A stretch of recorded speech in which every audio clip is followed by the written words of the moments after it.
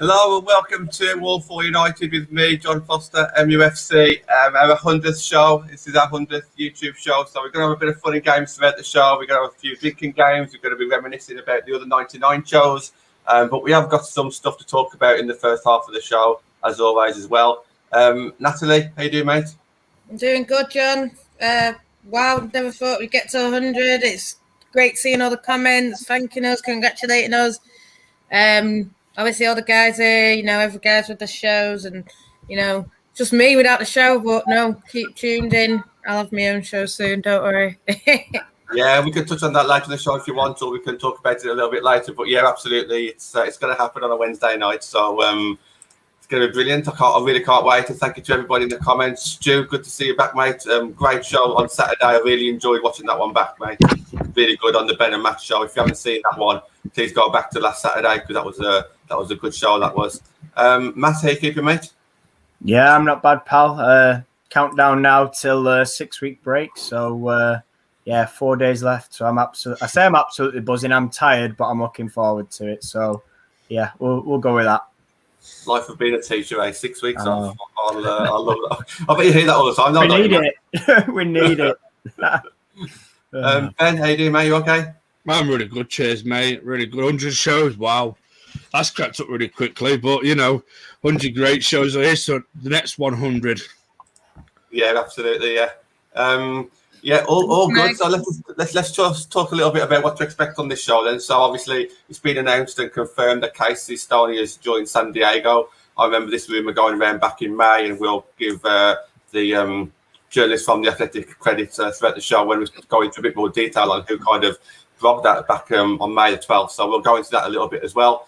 LJ to Chelsea. Look, we knew it was happening. We never knew the price. We never knew who was going to get, and we still don't know who we're going to get, but it looks like that we will get somebody, so we're looking forward to talking about that one. Matt's going to touch on our Team GB win early this week, so we'll have a little bit of a conversation about that one, and also Natalie potentially learning Italian. That's all I'm going to say about that one with our friend on Twitter, but it's the only rumour that I've heard this week, so we might as well talk about that one as well.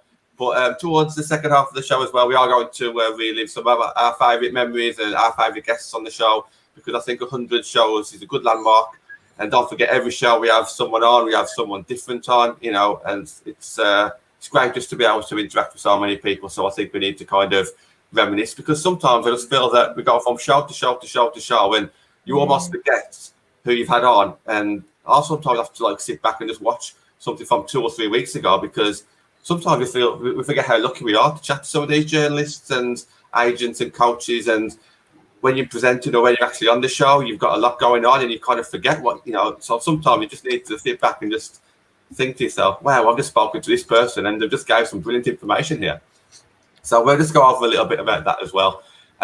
Also, shout out to Anthony. Now, I don't know if you're in the comments, Anthony, but it's Anthony's birthday today. So whoever watches the show will know who Anthony is. He tends to be on Tuesday shows mainly. So all the best to Anthony. I'm sure he'll pop on. He's probably drinking all his Stella and he's munching his Rice Krispies right now. So happy birthday, lad. Whilst chucking 10p on AFC Wimbledon. Yeah. Okay, so before we get started, there is a rule for the show. If we mention Casey Stoney's name, we all have to have a drink. We all have to have a drink. And if we mention any of the OG21s, we'll have to have a drink. That's all of us. So it doesn't matter if you mentioned it or someone else has mentioned it, we're going to have a drink. So, my phone's going off. Maybe that's the new manager. I don't think it is. So Natalie, let's start off with yourself then. So it was Meg Lionhand, a blue tick journalist from The Athletic, who put it out there back on May the 12th, linking Casey abroad. At the time, I didn't think it was particularly going to happen. I didn't realise how bad it was. I know we was going through a bad spell regarding results, but we didn't actually realise how unhappy people were behind the scenes. But Nat, obviously, it's gone through now. Was it ever any doubt to you this should have gone anywhere else at all, Nat? The only other place, maybe. But I don't think she would have gone Arsenal. I don't think she would have done that. I think the way she was crying her eyes out at the end of the season, we're all crying our eyes out, It's for the best, because I think if we had come up against it, it just would wouldn't have been right. They're her players in a way. Obviously, a new manager's going to come in. Is it going to be that manager's players? But they're her players. She's been with them since young, and it's So good on her. They look like they're doing good things. I mean, I think I never even knew they had a team. The team that I heard about was this Angel City. They had all these famous actors, actresses, tennis players, this player, all these people putting money into them, and it's just this other team that's just come round the bend and sort of looks like they're going to surpass everyone. It's going to be weird because back in January, I remember she said about Tobin and it was January or December. She said about Tobin and Kristen just getting moved, and she said she doesn't really like that kind of system. You don't buy a player there; you sort of draft them, and you've got to protect them, and you take from other teams and all that kind of stuff. So she's gone from sort of hating that system, not the power players haven't got any control, to sort of be going to be an advocate of it now. But yeah, I don't think she would come and I think it's too raw. It's too much, even for everything. It's too much. But yeah, like Meg saying, wish her all the best, and hope she does well out there. I think what was interesting to hear, just the short clips on Twitter about what Casey and Jill said. If I just stick with yourself for a second, Nat, regarding what Casey, he talked a lot about the leadership being female, women leaders, and I don't know if that was, I don't know if she mentioned that purely because she's used to like the male leaders at United, and we've joked before about it being a boys' club and this, that, and the other. And now obviously she's on about that, and Jill Ellis spoke highly of her as well. It's going to be completely different for her now, Nat, isn't it? Working with someone who could actually coach her as well, because she spoke highly of Jill Ellis, and she might feel that she's really going to learn a lot more working with someone who knows more than her and who's been there and done it. Yeah, I think it's what she needs. I mean, I think at United there was all the pressure on her. Everything was on her. We didn't know. We were learning off her in a way, I think. I think when I say we, I mean the players, the board, the fans.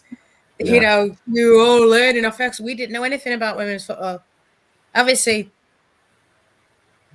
the players did, but they would learn. She was coaching. She was doing signing players, speaking to fans, doing this, working on training ground facilities stuff.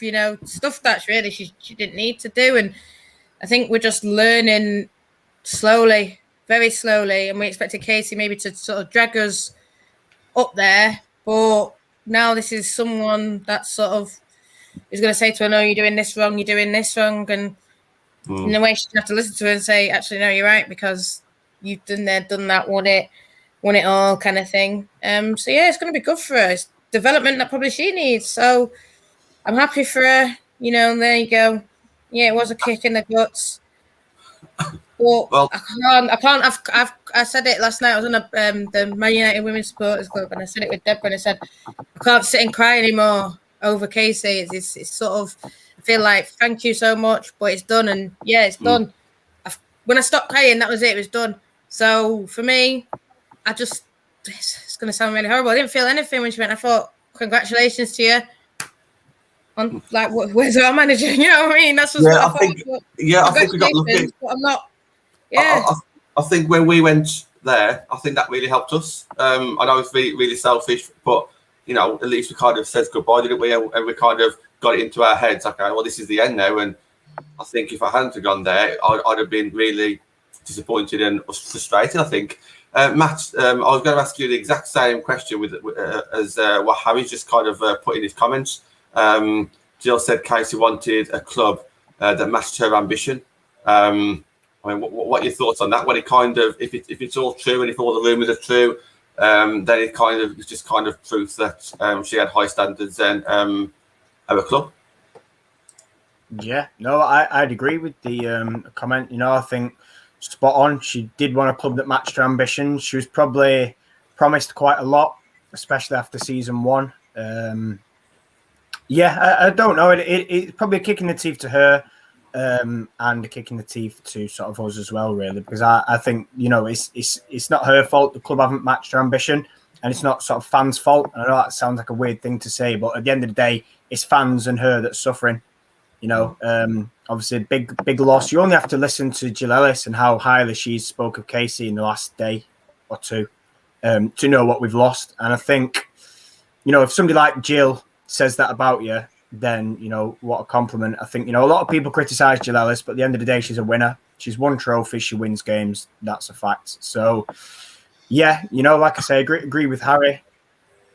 Club have let her down, and yeah, I don't know. I suppose just good luck to her in America, but there's not sort of too much to say. I think now that's not sort of already been covered. You know, I think for me, it's now about getting it right or attempting to get it right, and I think we need to start doing that very, very quickly, because I think patience is thin on the ground, even for sort of, you know, the people that have been there since day one and attended pretty much every game home and away. You know, some hardcore fans that, you know, do give the club a lot of sort of benefit of the doubt a lot of the time and have a lot of patience. Now it's wearing very, very thin. So yeah, time to sort of get going for the club, and yeah, just good luck to her, I suppose, in America.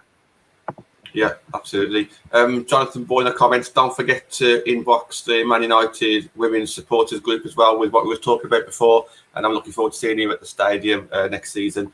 Ben, I'm going to put you on the spot a little bit here, Ben, but I know you don't shy away from anything, and I'll obviously give my opinion as well. But there's, I think when Casey first left, I think 99% of the fan base was kind of defending her and kind of like a little bit upset about the way she was treated. And I think gradually, as time's gone on, maybe that 99% has turned into a bit like 85-90% now, and you're hearing things such as, "Oh, Casey's left us when the going got tough." Me personally, I come at it from a different angle. I come at it from the fact that we kind of let her go because she obviously wasn't happy, and we kind of did a match of ambition. Now it's kind of settled down, and we're used to not having her as a manager. What are your thoughts on that now, Ben? First and foremost, man, I've always said it, and Stu will know. Stu was watching it. He sums it up perfectly. It's just a modern day fan, isn't it? The most overreactionary fan base the world's ever seen. You know, I knew there was I knew as soon as she was appointed somewhere else that I knew that people would be jumping on her back straight away. It just doesn't surprise me. Listen, we was there at LSV. We saw her reaction. We saw her, you know, when she came across to us after her last game in charge at LSV.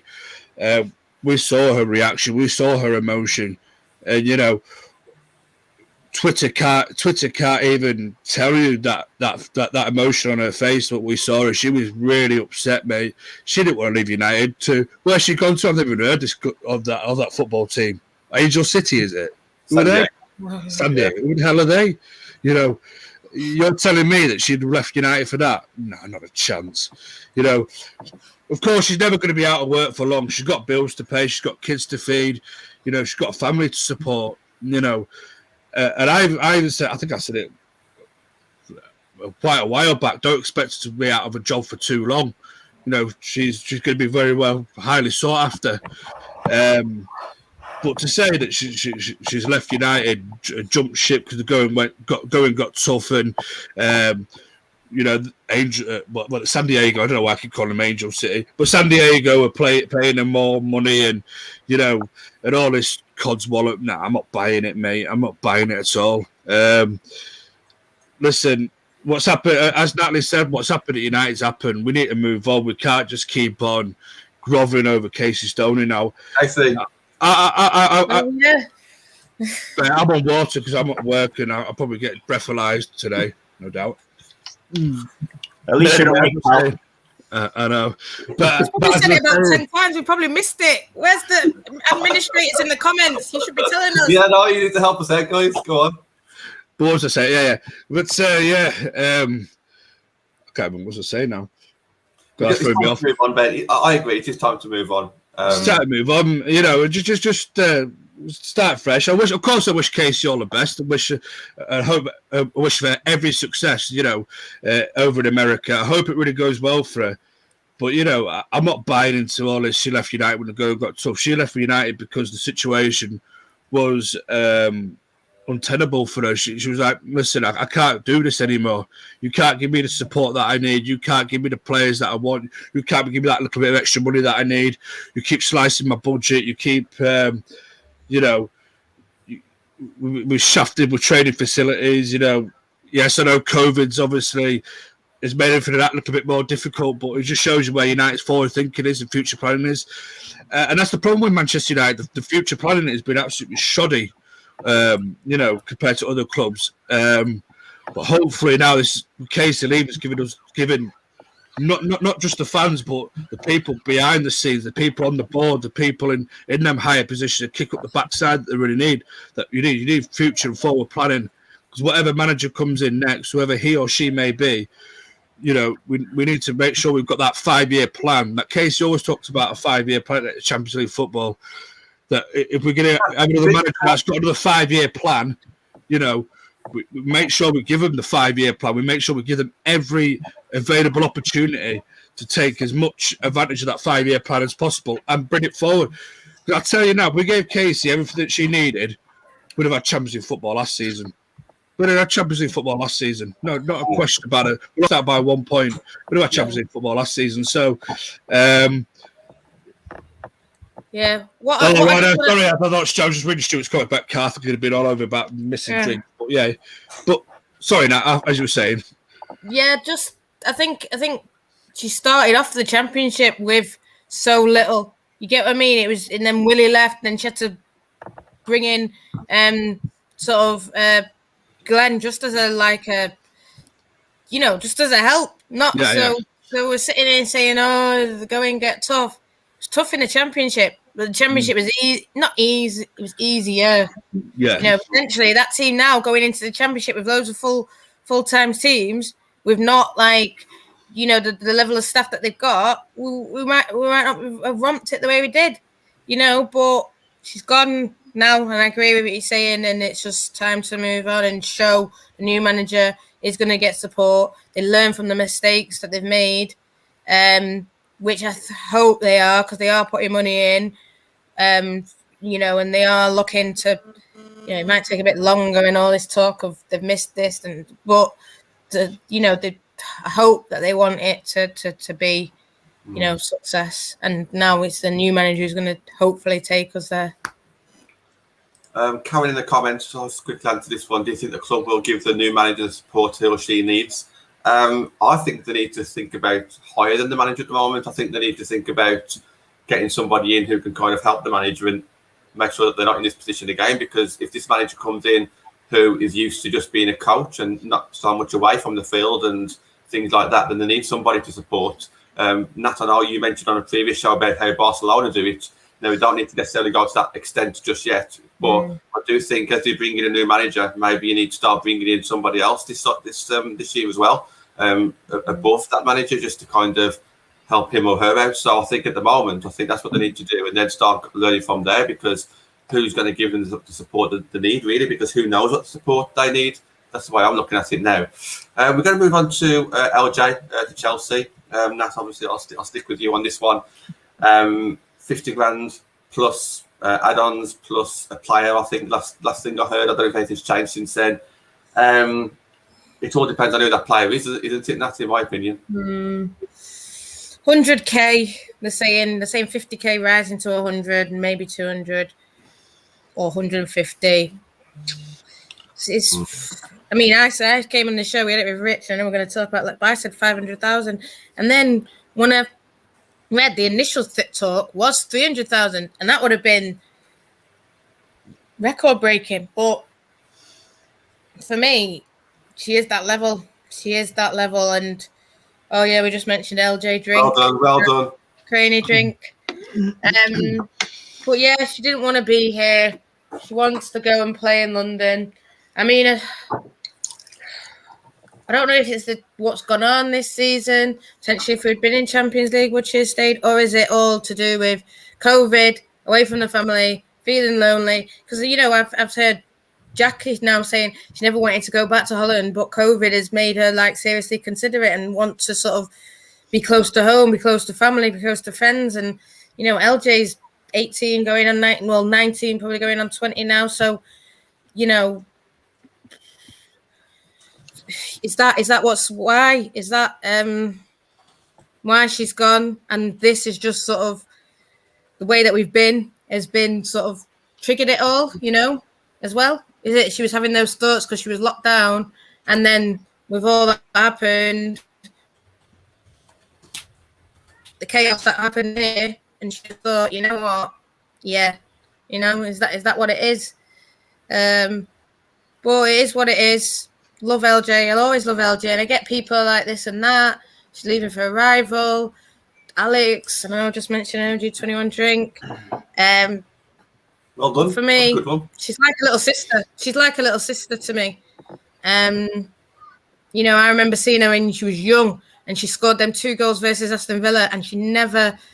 I said, "Oh, well done." She looked at the floor. She was with her dad, and I think Reese was there too. I can't remember, but didn't say a word. And then I remember the next game that I saw her coming out with her dad and Reese, and I said, "Well done." And again, they didn't say anything. And I think the third time it was Durham, and I didn't say anything to her, and she sort of came over to me and went, "Did you see I did well in it?" and all this, and you know. Then she's just sort of warmed to us and realised we're here, fans forever. Me and Benny, Matt, you came and we went up to Scotland to watch her, went down to St. George's Park to watch her.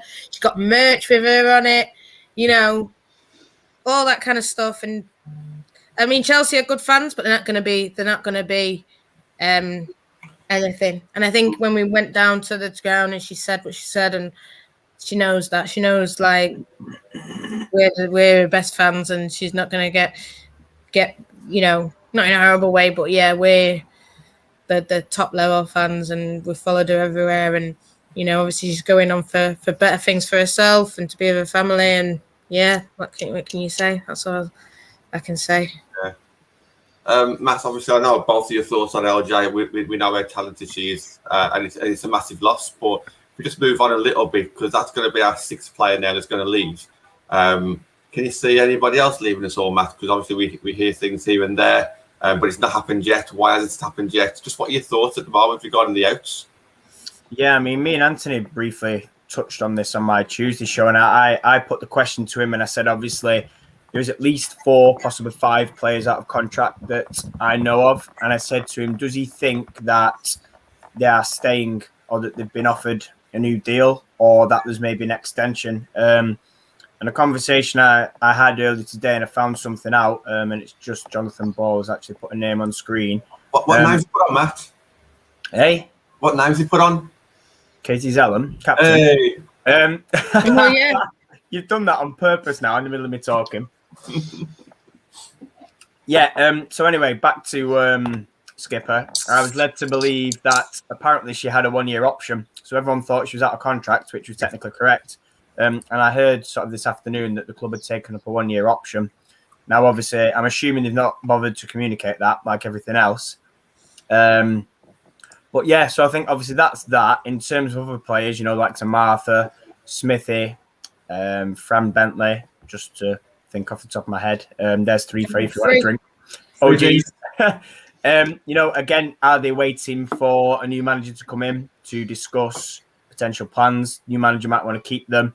So that's why I think, for me, I think, you know, the odd one for me is Abby Mack, because I've heard and been told that Leicester has been agreed. That said, if nothing's been signed, she could easily stay if a new manager wants her. And obviously she's a local girl. So whilst I was expecting more outs, and I still am, I think it's very, very strange. And this was something, like I say, we touched on Tuesday, me and Anthony did, because, you know, it doesn't make sense, you know. And I don't know if, you know, yourself or Natalie or Ben heard sort of any definite outgoings, but I like I say, a few different people heard that those players mentioned before were on the way out. I think from Matt's, well, we sort of, BBC and Telegraph sort of mentioned Abby to Leicester. And I know I've seen a few tweets saying, oh, Leicester are going to finish above. And I just think Leicester are signing people that like playing on our bench. Abby Mack went out on loan. You know, I'm sort of, I get people's upset. I'm upset with what's going on. No one's more upset than me, but look at the perspective. I think for us next season, hopefully fourth or fifth, that's where I see us being. And maybe this is sort of with Casey leaving, and I just said a name, Drink. That's where we expect it to be. And the Queen's coming in now. That's all I hear. So we're going to bring somebody in who wants to have a drink with us. We know that everyone enjoys. Why? How does Namrata even know? Have you been in the lucky guess? I think you said everyone's favourite, so it's. Well, yeah, it's true though, isn't it? Hello, Emma. You okay, mate? Yeah, good. Thanks. How are you? Yeah, good. Thank you. Just while Anthony's comment on screen, happy birthday, Anthony. We'll see you next week for a bit of a drink in person. So I'm really looking forward to that one. Emma, how you doing? You okay? Yeah, good. Yeah, thanks for having me on. I'm just chilling tonight, so I thought, why not? I'll come on and have a drink with you all and say hello. Well, I think now's a good time to kind of talk a little bit about AFU then, and if we get any time at the end, we'll talk a little bit about what Matt thinks of the Olympics, because I think Matt's probably one of the few people on All for United who actually is probably going to watch a few of the Olympic Games. I'll be watching Tony, I'll be watching Jackie when they play, but I think that's pretty much it. So one of my questions was going to be to everyone, who's everyone's favourite guest who's been on the show. There's been a few. There's been a lot of fans. There's been a lot of journalists over the times, and shout out to Rich Laverty for being the first journalist on the show. He came on literally within our 5th or 6th week, and that was really good. But yeah, just bring you guys in. I know everyone was probably going to say Emma anyway. Emma's actually with us celebrating tonight, but obviously we can still say Emma even though she's in the room. Yeah. But I can say other people as well. Don't worry. Oh yeah, we'll say a few others as well. But no, we do. Well, let's just say a bit of an appreciation to Emma right now. Yeah. Emma's obviously been on the show plenty of times, volunteered to come on tonight as well. Thank you to celebrate with us.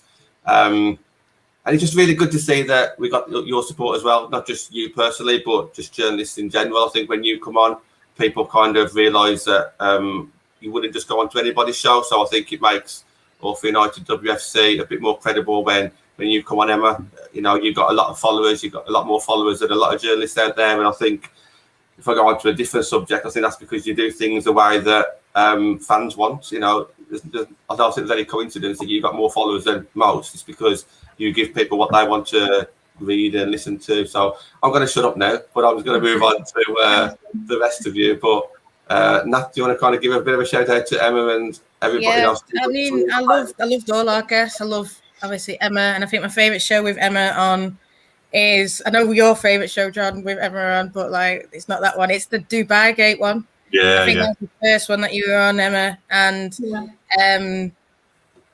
I think there were a lot of emotions were high, and we were all anticipating what Casey was going to say, and I think the whole of women's football was feeling the same way. And to have you on, it was a really good show. That clip of me when I was talking, it went sort of semi-viral around the community, and I think that's one of our highest watch shows with journalists. And obviously, but I want to shout out Molly's show, Molly Hudson. That was a really good show.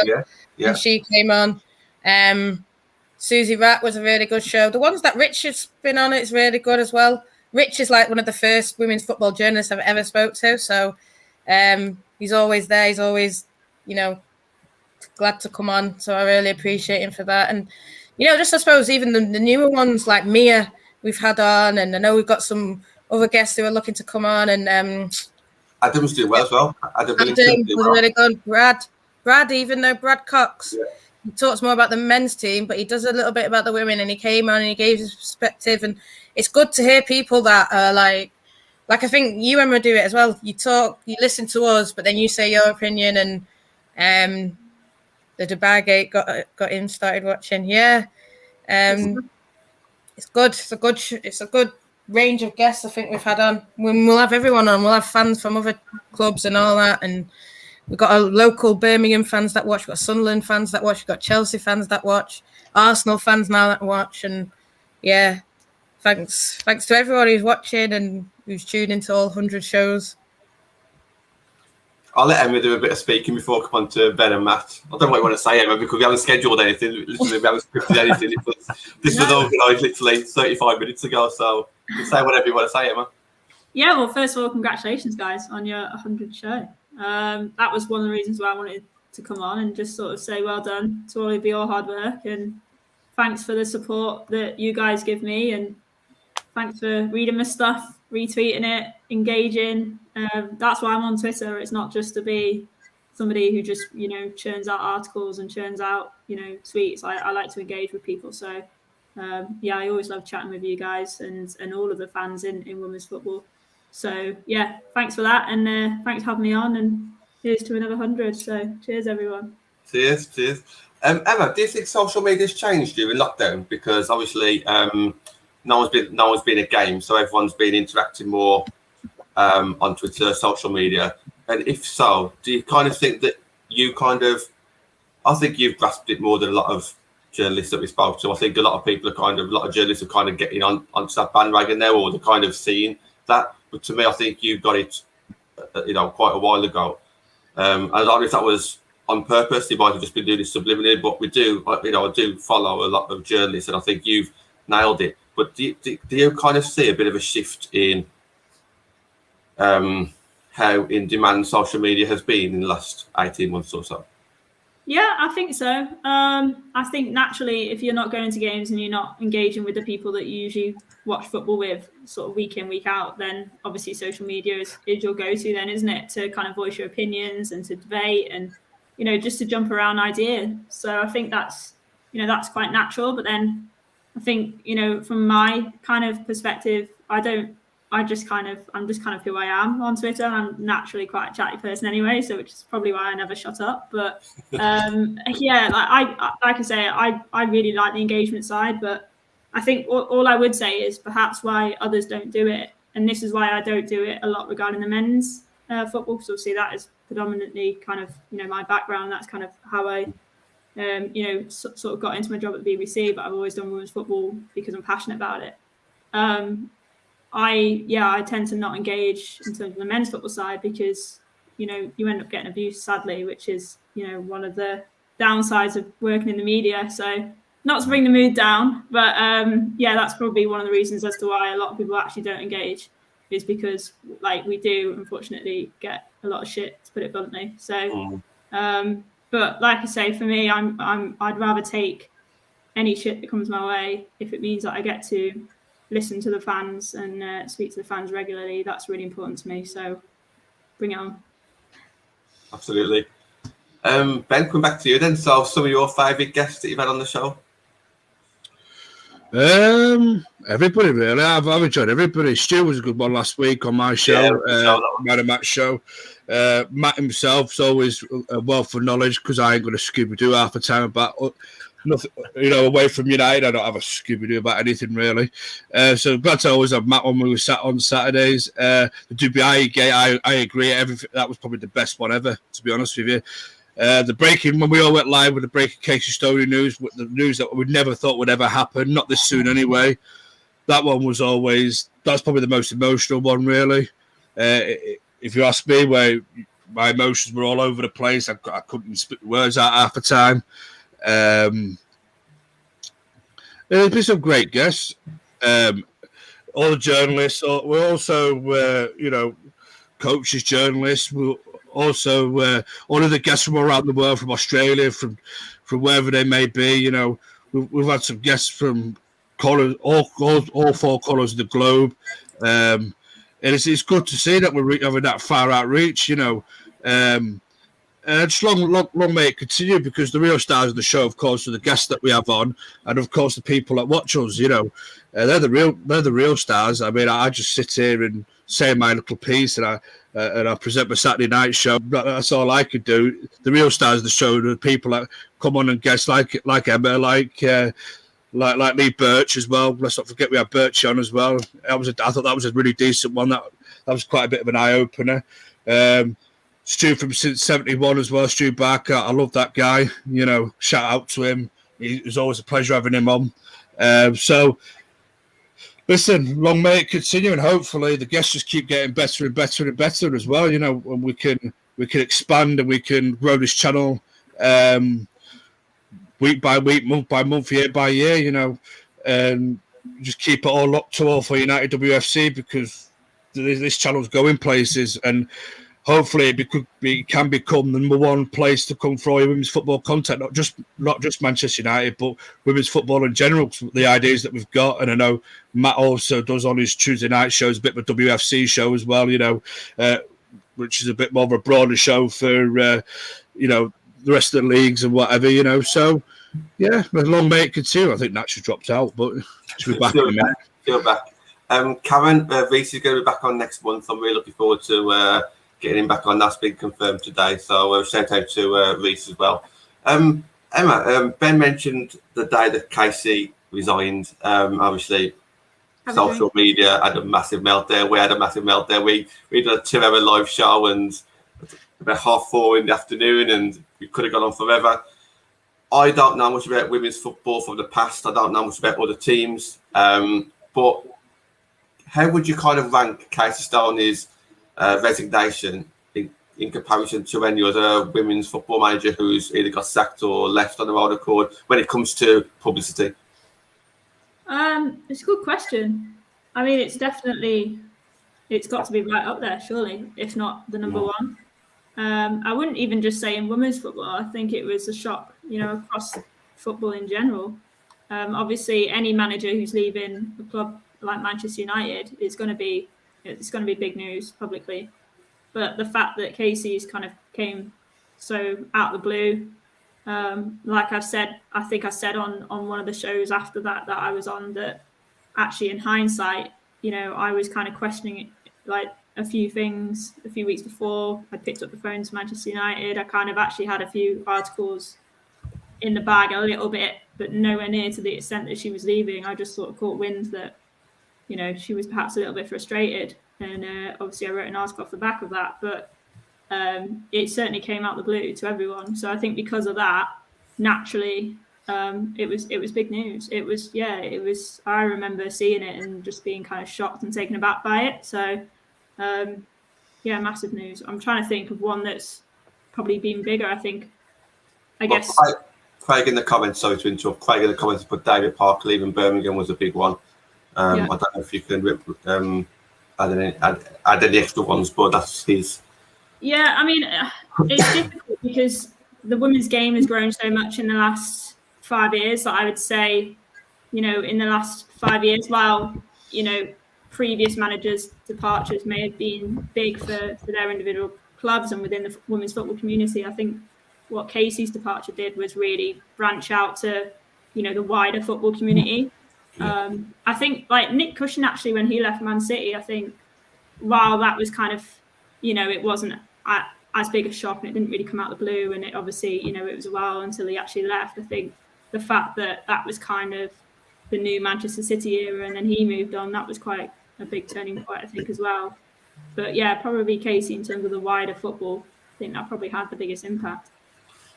Just on that one, can you guys remember at the ground when we played City and we started to give Nick Cushion like a big aggro? We binge you off. And unfortunately, we lost that game as well. But if we had won that game, that would have been absolutely brilliant, wouldn't it? And it makes you think, what would rival fans have done to us now on that last game with Chelsea, with Casey Stoney leaving? They would have really gone for us, would they? Do you think that? Do you reckon they would have given us a bit of aggro or... Well, I don't know. I'm looking forward to see what kind of aggro, if we do get any.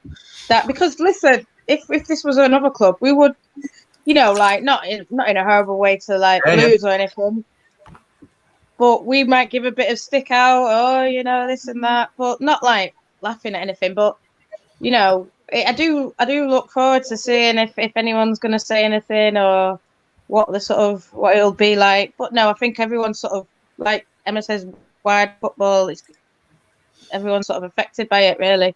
We're losing a big name in the game.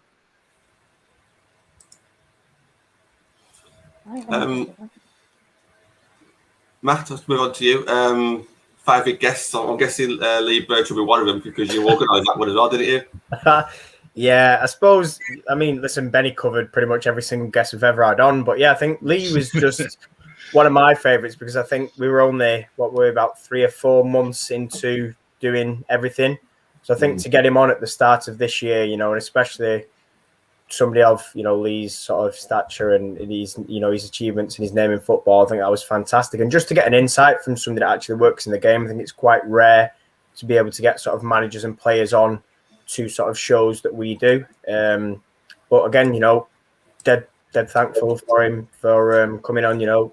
Massively grateful, and I think it was one people enjoyed as well. Just hearing his thoughts on his struggles in management, and we talked about finance, and we talked about the way the game is growing and things like that. So it was really good. But I think as well, you've all touched on sort of journalists and people coming on. I think it's been great that it's been refreshingly honest, from people that we've had on. I think, Emma talked about the men's game previously, and I think you don't sort of get the honesty that you do with sort of, the women's game compared to the men's. I think the women's game, because it's like a small community, when you get a piece of information, it's a quality piece of information, you can trust it. And I think, that separates it for me.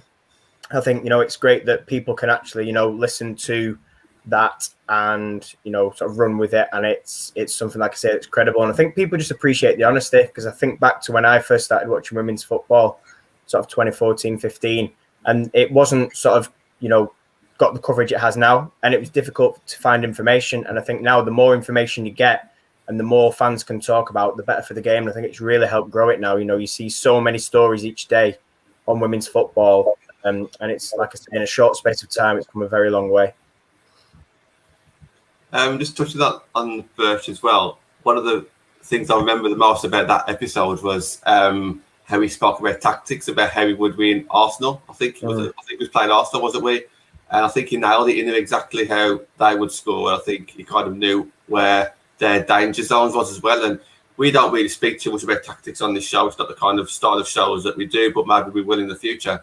But to have someone with that kind of knowledge, obviously being a coach, and I know, Matt, you'll know this more than anyone, but obviously at that kind of level, to talk to us about like formations, but like where each player should play and the amount of detail that he went into, that was a breath of fresh air as well. And we talk all the time about learning, and I'll speak a little bit about who I feel like I've learned off a little bit as well.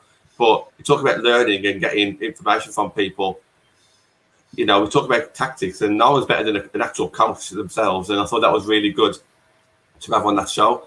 Emma, just what do you think like fan channels and podcasts are bringing to women's football at the moment? I'm hoping that it's like growing the game by raising awareness, and I know it can bring negative things as well if done incorrectly, but generally, do you see it as like a good thing? Have you seen a difference in interaction since like fan channels have come onto YouTube and podcasts, etc.?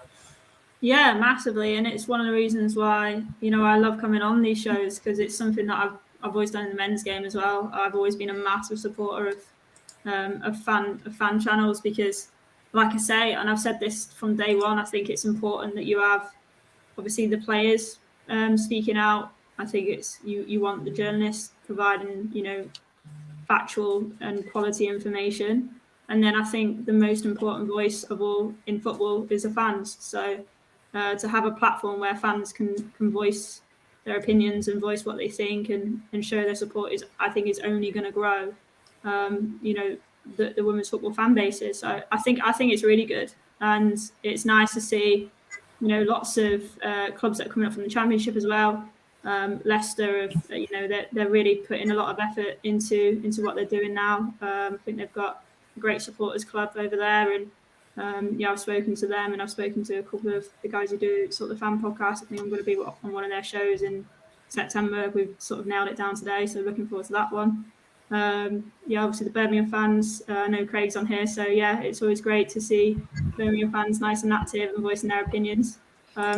Would like to see sort of more kind of media, fan sort of channels across the board, really, especially at some of the kind of the middle WSL clubs, like the Brightons and stuff. Like I'm sure there are some around, but it'd be nice to see kind of more of them around. So keep going, guys. We're smashing it.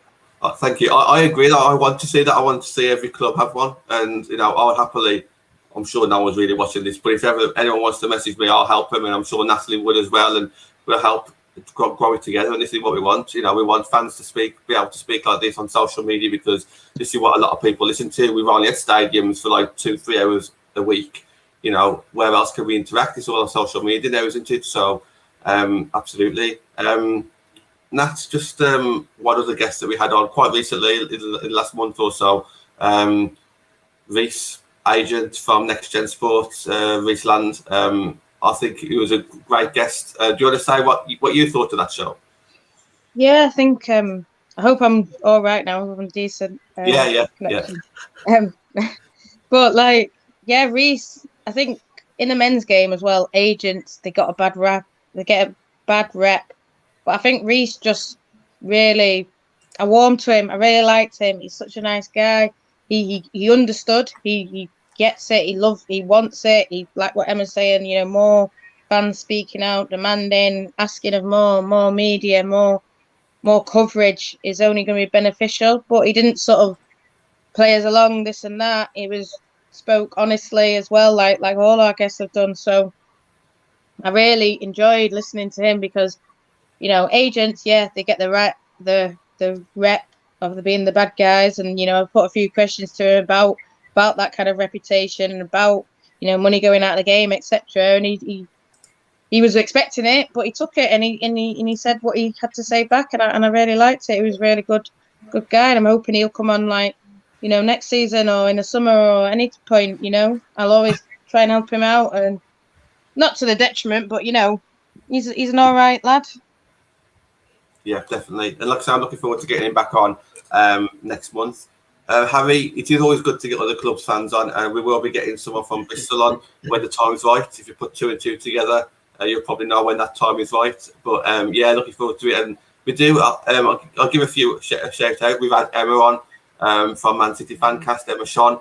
I think she's great. I see her on Rodney's show, and I think the chemistry that she creates with other fans, I think, is really good. She's knowledgeable, but she's very informal. She has a laugh and a joke, so it was good to see Emma on as well. And there has been plenty of fans. Marissa's been on a couple of times as well. So there are some good fans on there that create some real good shows. Ben, over to yourself, just some not necessarily shows, but some of your favourite memories, or maybe memories that's kind of brought us close together, because I know we went to games together before, but in my opinion, lockdown's kind of brought us four close together. Yeah, I like the ones we did at the pub outside LSV. I think that very first one we've done, we did, and I remember saying, like, this is what I missed. I missed the interaction, the human interaction. I missed seeing Natalie bounced up and down the street, absolutely excited, buzzing. Just missed meeting up with everybody. It was just like that very first one we did. We did like a pre-match show as well, and I just thought, yeah, this is what you miss about football, isn't it? You miss about the people. You miss your fellow fans. You even miss the rival fans giving you some stick. For those that do give us stick, I miss it all. And that very first time we went down to the pub, we all booked tables and that. We all had a bite to eat. We all had a drink. We did that live show. We walked around the stadium, giving people that haven't been to LSV a stadium tour, so to speak, virtually. But that one sticks out, because that was the first time since COVID that I'd seen any of you face to face. And it just brought it all back. It's like, this is what football is all about: bringing everybody together, making friends. We didn't. Me and Nat knew each other in passing from the men's game, and it was the women's game that brought us together. John, likewise, well, mate, the women's game brought us together. I didn't know Craney before the women's game, and now we're like best friends. We're like chalk and cheese, so to speak. So that's what it's all about. And that show, we went down there, we gave the virtual tour. Told people about our first experiences there and what it's like to queue up and go in, and when the team sheets come out and what have you, from hanging the flags up, etc., etc. That's the one that really brings it all back to me, because I was thinking, This is what football is all about. It's that community. It's that community that you build. It's the relationships that you build at football as well. Sometimes we have our disagreements. Of course we do. But at the end of the day, there's nothing I won't do for any of you. And I mean that because I love you all. You're like a family to me. This is my footballing family. And that's the best way I could put it. That's my favourite show. I know we've done loads of shows. We've done 100 shows on this. I know we've done loads of Twitter lives as well. But my first one, I was probably a bag of nerves. My first Twitter live, my camera was absolutely shoddy. But things have improved a little bit since then. But that show definitely, mate, just put it all back to me. This is what football's all about. And just wait till we're all back in the stadium next season, all together. Everybody from the Manchester United Women's Supporters Club as well. We're all back together. We're all singing and chanting. That's what it will well and truly will bring it home for me. That's what football is all about. I love these. I love our shows. I love doing it the way we're doing it, but nothing beats it when you're all in person. We're all having a bit of a laugh. We're all getting a bit giddy about the match. We can't wait for the Twitter meltdowns over the starting lineups. We're getting there. We have a sing song. I let my drinks always go cold, and everybody's taking the mic. And I'm choking on midget gems that Matt gives me while I'm trying to sing the songs at the same time. I should miss it all, and that's what that show, that very first live show that we did outside LSV, that's when it all brought it back to me, and I can't wait to go back to the stadiums and see you all again. And that's what football is all about. I think just that community. I think a lot of people forget that as well. And a lot of people that maybe don't understand that maybe don't go to as many matches or possibly can't go to matches, don't understand that community that's involved with football. And I think that's the best part about football for me. I think sometimes the match gets in the way. Sometimes, and I think that's well described from a lot of people. The match sometimes gets in the way, especially away from home. When you're having a few drinks and you're on the bus, traveling down, you're having a laugh with your mates. Sometimes the football is the one that gets in the way, especially if you go and lose the match. It can put a bit of a dampener on things. But at the end of the day, that's what about football fans being. That's what being a football fan's all about. So, I've said that show, mate, more than any show. Even though I think every show that we've done is fantastic, by the way. And to be fair, there's been better ones than that one.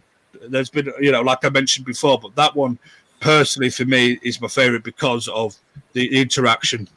Well, that was our 50th show as well, wasn't it? And was our 50th show? Yeah, actually. And that just goes quickly. We've gone from 50 to 100, and we could talk about that kind of environment all day long, but I am aware of time, so I do want to bring another couple of 3 subjects in as well. Matt, your Tuesday night show, you speak about United, but you also speak about other clubs and speak about the FA and your careers and everything else. It's not just Man United based, but it brings some funny moments as well, doesn't it? And I know Anthony's probably gone from the comments now. It's his birthday. He's probably having a drink himself. But Anthony's hilarious. I think the way you and Gareth and Anthony, your chemistry together is pretty much second to none on all the shows that we do. But one of my favourite moments was just literally a couple of weeks ago where Anthony actually got one up on you, where you chose to put 12 players in your 11-player squad. Yeah. But yeah, I mean, if anyone hasn't seen that Tuesday show, if you've come across from the main account and you want to use the Thursday show, Matt, what can people kind of expect on that Tuesday show? I like to say, I think the first thing is obviously like the laughs we have. I think, obviously it is serious and we do touch some good topics, but I think, Anthony's one of them characters. Everybody I speak to about Anthony, or people that speak to me, they just say how funny he is. And I genuinely don't know if he means to be like that, but he's a great laugh. And obviously Gareth joins me as well, and he's got, a fair bit of football knowledge. But I think what's nice about Tuesdays, kind of like you said, it's not always Man United based. Obviously, we do try and keep it that way, but it's been nice to branch out. And obviously, I did some work last year with Leicester City. And again, linking back to sort of Harry's comment about getting other fans on, that's something that I'm looking to do on a Tuesday.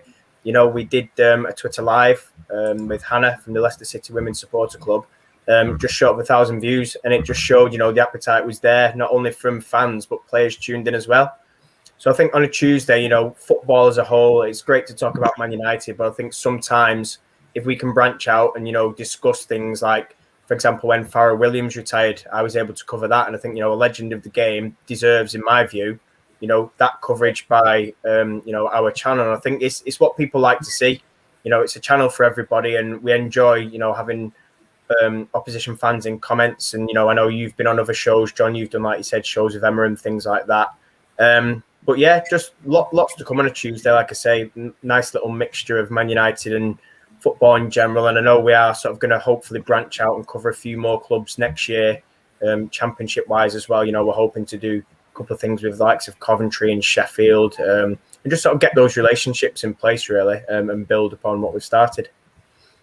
I think that's one thing that I'm really happy with since being a part of fan channels. You do actually see a lot of mutual respect out there. Now, when the season's going on, we had a lot of Chelsea fans bantering us. Well, I'll say a lot, probably 2 or 3 in the comments, but it seems a lot because they don't stop typing when we lose and they win.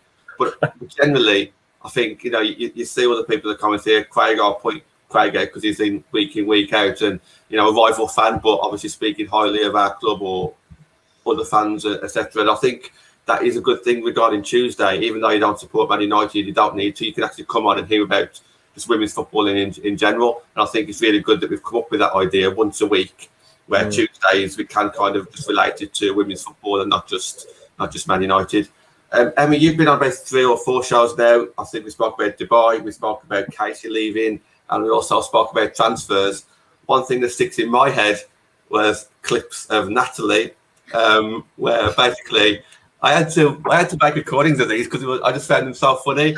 So I think we listed about 5 players who Natalie wanted at the club, and each one you basically said, "No, Nat, that's not going to happen. No, that's not going to happen." And I think that was not even a funny show, but we got a lot of views. I'm guessing you remember that, Emma, but I guess that was kind of like a funny moment to you, even if you didn't realise it at the time. It was for me. Yeah, I was lying the whole time. They're all coming. No, joke. Yeah, no, it was. That was that was funny. That was funny. I felt really mean because I was like, I feel like I'm just putting another dagger in her heart every single time Matt asks a question. Bless her. So yeah, it's one of those with transfers that unfortunately you see on Twitter people wanting Kylian Mbappe to sign for the Liverpool men's team like every day, and it's just sometimes you just got to turn around and say it's not going to happen. So no, it was. I probably didn't realise actually how funny it was until you watched the clips back, because I think you listed them as kind of 1, 2, 3, 4. That's right. Yeah, I did. Yeah. No, it was that was a good show. I enjoyed it, but also it's a bit of a sweat pit for me, those shows, because I've got to be really careful with sort of the terminology that I use, and I'm always very careful when I tweet stuff. Like when I know it's happening, I'll say outright, I understand this this is happening. If it's if they're being linked or there's interest or there's talks among sort of signings, then my wording is different. So I have to forget, because I like I say, I'm kind of just who I am on social media as well. So I sort of have to reread everything and make sure that I'm actually saying it from kind of a professional point of view. So yeah, when I come on these shows, just got to make sure that I'm careful with what I say. So they are quite stressful for me actually. I love when you come on those shows, Emma, and I love it even when other journalists come on, and I tried to grill Susie a bit, and I think a lot, and even Rich Lafferty, he sort of sits there back in his chair, doesn't say anything, but I love it because you say it, you won't, I think Matt said professionally honest, you just, fans want to know what's going on, fans want to know who we're linked to, and I think you guys we're seeing it more now, and that's what I've always sort of wanted. I think me and Rich even had a show about where's it going to be in a couple of years, and for me, I think I've got a little hashtag transfer season, but I think we're here. I think this is what I've wanted to see since I joined. I've wanted to see links. I've wanted to see this. Yeah, I don't want it to get into too clickbaity, but you want to know who's going where and what's going on, and you don't just want to, not in a horrible way, wait until the official club announcement, because that's not, I want to know now. not tomorrow. You want to build the hype as well, don't you? I think that's what you do in the men's games. I think if you do it in the men's game, why can't you do it in the women's game? Just seeing Stuart's comment there. Yeah, well, I actually think they have already appointed the manager. I don't know who it is. So Boy, I'm not going to get you all excited. Breaking news! I mean, well, I was expecting an announcement last week, but it sounds like there wasn't actually pen to paper then, so they might not have actually signed yet. But I think Man United finally found who they want to be manager. So don't quote me on that. Don't be putting it all out there. No, you can. It's fine. He hasn't signed or she hasn't signed. I didn't quite hear what you said there, Emma. I don't know, honestly. Yeah, no, I actually don't know the name, hence why I've not tweeted it or anything. And I'm not spill the tea. No, I'm not 100%. Like I said, I'm not 100% if they have signed yet. I sort of got wind yesterday that perhaps Man United have finally got the person that they want, and hopefully they'll be coming in soon. That'll be good for Twitter more than anybody.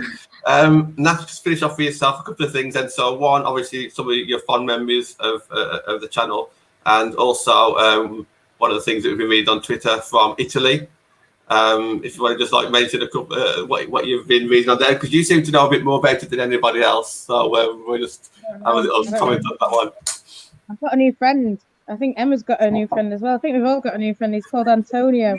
But he's a manager from, I don't even know where he's from, Italy, but he says he's been in contact with Man United and he was linked in the press in Italy. Maybe he's the guy. Maybe Emma's, who knows? I mean, the only person I can tell you who it isn't is because I jokingly texted somebody yesterday saying Sven-Göran Eriksson to Man United, and they told me that wasn't happening. So that's the only person that I can actually officially rule out. Okay. Go on, Nat. You're going to just end the show with some of your best bits on here. Antonio is an Italian. If he's watching, hi.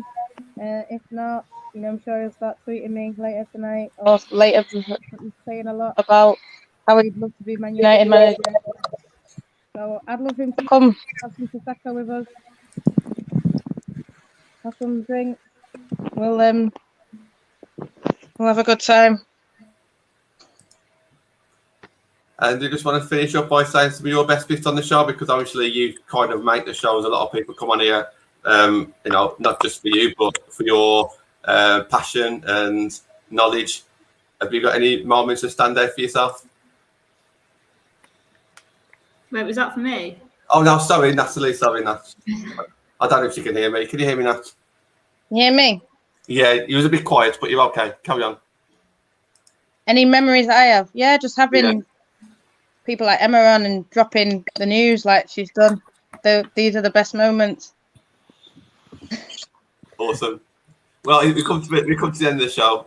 Thank you very much, Emma, for spontaneously just joining us there at the end. We really, really enjoy having you on, and I'm sure we'll get you back on again, definitely before the start of the new season, to talk about transfers and where maybe Man United will be this time next season, hopefully in a good place.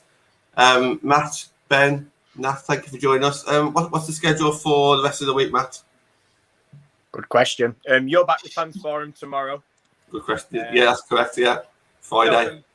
Self and Benny are back Saturday, and then we're back to the start of a new week again. Obviously, Monday, Tuesday, Thursday, Friday, and me and Ben again the following Saturday. Although that will be pre-recorded because we are out, aren't we, celebrating.